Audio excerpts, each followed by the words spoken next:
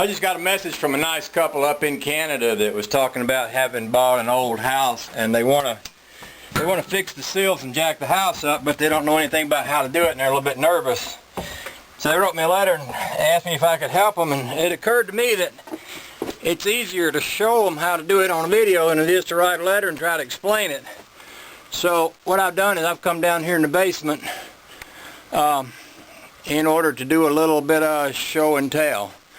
And let me turn some lights on down here so we can see better. Alright, the first thing I'll talk about is jacking the house up.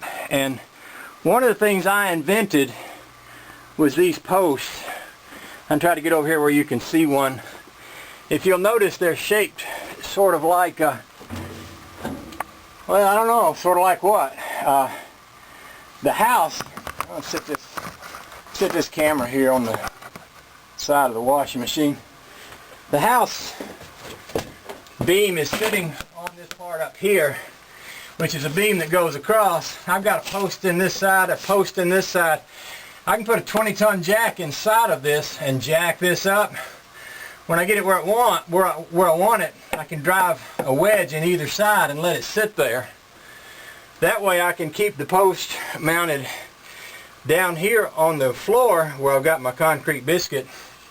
So I don't have to move a post and put a post next to it and jack up a post and then put a post back. I can literally jack the house up as I go. That allows me to do this over a period of a good many months. There's no hurry when you're jacking up a house. You kind of want to go a little bit of the time. You'll notice I got a post like that there. I got one over here. I got one over here. And over here I've got one with the jack sitting in it. And, you know, like I say, what I do is I'll jack it up a little bit and I'll listen to the house. The house will creak, make noises. I'm fine with that. If I hear a pop or anything that sounds like something breaking or anything that doesn't sound very good, I just stop. I'll let the house sit. Week, 2 weeks, something like that. Then I come back down, and if the floor still needs to be moved some more, I'll just jack it a little bit more. Because what happens over that period of time is the house kind of unflexes. Because the house has sunk in places, and when you jack it up in the low places, it kind of puts a strain on it. But then you let it sit, and all the floor joists and ceiling rafters and everything, they just sort of shift a little bit. And then you can come down and do some more. Now at some point, and I could probably do it now because I haven't had the jack on my house for the last, I don't know, 2 or 3 years, but I spent a long time down here when I first started doing this.